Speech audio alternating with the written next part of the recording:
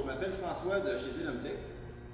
Aujourd'hui, je vais vous présenter une vidéo de notre Vélomobile VT1 E14 vitesses avec l'ensemble des changements qu'on a apportés sur notre conception depuis notre numéro de série 1 qui a été produit en novembre 2022.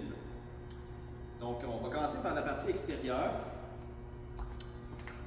La zone avant avec l'entrée d'air a été modifiée pour avoir le maximum de volume d'air qui rentre à l'intérieur pour refroidir notre pilote et faciliter aussi la préhension lorsqu'on veut déplacer le devant du véhicule.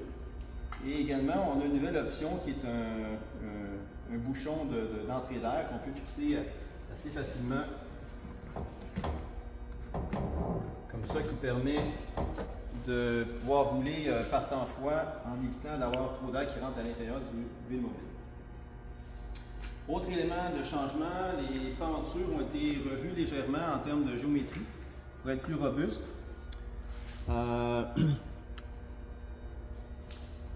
Nous avons aussi des feux clignotants sur le dessus des miroirs qui indiquent lorsqu'on signale du côté gauche ou du côté droit. Je vais vous faire une petite démonstration.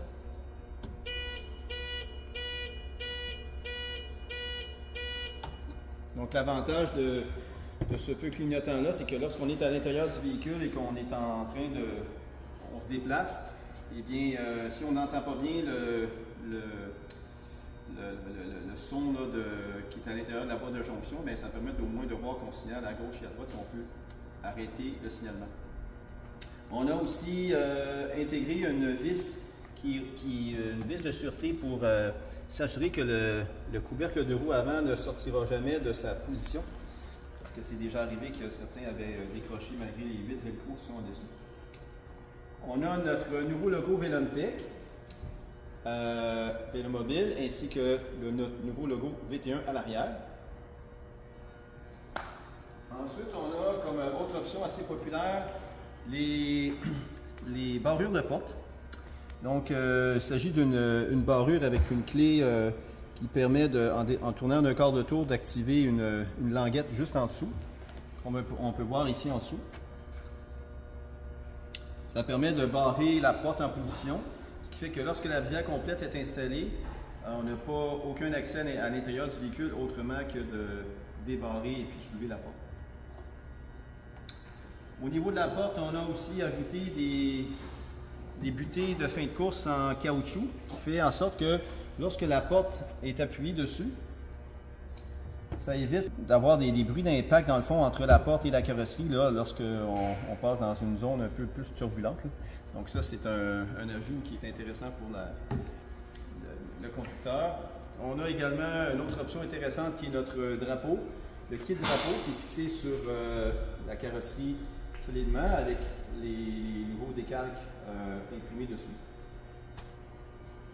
Et également, dans la partie arrière, on a une nouvelle attache pour remorque à vélo, qui n'est pas installée présentement évidemment, mais qui s'installe à quelque part ici sur l'arrière du Vélomobile pour pouvoir remorquer une remorque pour enfants ou une petite remorque servant à des déplacements pour le cyclotourisme. Donc ça fait l'ensemble des éléments extérieurs. Du côté intérieur, dans les changements, on a une conception modifiée du châssis. Si vous, dans la partie ici avant, on peut voir que cette partie arrière-là a été tronquée d'environ 20 pouces, ce qui fait en sorte que ça donne plus d'espace pour mettre certains articles et puis ça enlève du poids à la structure, donc ça c'est intéressant. Et cette zone-là n'était pas très sollicitée mécaniquement, donc jusqu'à maintenant ça va très bien. On a également un nouveau support de siège ici, tubulaire, qui permet de régler l'angle du siège. On a les attaches au plancher pour le siège qui ont été modifiées, donc allégées, plus compactes. Et également les poignées ici à l'arrière qui ont été soulevées pour être plus ergonomiques pour l'utilisateur. Un autre gros changement, c'est les élastomères que vous voyez ici en rouge pour la suspension.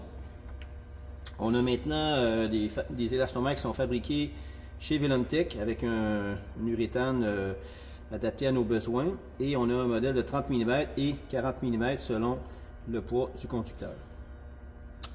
Autre changement important, c'est le moteur roue que vous voyez ici à l'arrière.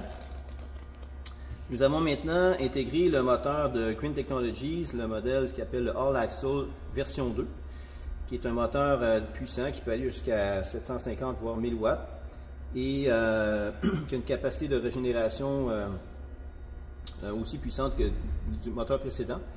L'avantage intéressant de ce moteur-là, c'est qu'il n'y a pas d'engrenage à l'intérieur, ce qui fait que les bruits associés aux engrenages, ben, il est annulé complètement. Donc ça, c'est vraiment intéressant pour l'expérience de conduite. Autre élément, ce moteur-là se monte avec un axe à déclenchement rapide ou en anglais ce qu'on appelle un quick release. Là. Donc, au lieu d'avoir à dévisser les deux écrous de chaque côté, ben, on a juste à relâcher la poignée, le levier de la poignée à la droite ici, et puis là, bon, on peut enlever la roue très facilement en quelques minutes. Donc ici, on le voit dans la partie arrière. Ensuite, autre petit changement, le porte-bouteille a été modifié pour avoir un porte-gobelet qui est en aluminium et qui permet de mettre des objets autres qu'une bouteille d'eau. Donc, c'est vraiment intéressant pour ça. Également, autre modification qui est un petit détail, mais c'est que nous avions anciennement des écrous de type papillon qui servaient à fixer le support, le couvercle de roue. Maintenant, on a installé des écrous molletés qui sont plus faciles à installer et à enlever. On a aussi la même chose sur la visière, la petite visière. Ce qui fait que lorsque le couvercle de roue est installé, eh bien, c'est ça que ça nous donne comme aménagement. Puis ça montre aussi l'espace qu'on a suffisant arrière pour mettre vos bagages, effets personnels et autres. Donc, lorsqu'on referme le siège en position, à ce moment-là, on est prêt à partir. En terminant, c'est la fabrication de la carrosserie. Donc, la porte et la carrosserie principale, on a changé la technique de fabrication qui fait que ça nous permet de réduire de plusieurs kilos le poids de l'ensemble de la carrosserie, tout en ayant la rigidité nécessaire pour rouler facilement puis ne pas avoir des bruits de caisse gênants. Et cette nouvelle conception-là, ben, ça favorise donc réduction de poids, réduction des matériaux, réduction de nos coûts, et puis ça améliore l'ensemble du produit. Donc ça termine ma présentation pour la mise à jour du VT1 E14 vitesses. Si vous avez des questions, commentaires, n'hésitez pas à consulter notre site web et puis nous appeler, nous envoyer un courriel, et puis c'est possible aussi de venir faire un essai routier avec un vélo mobile jusqu'à temps que la saison froide arrive. Donc voilà, merci et à bientôt.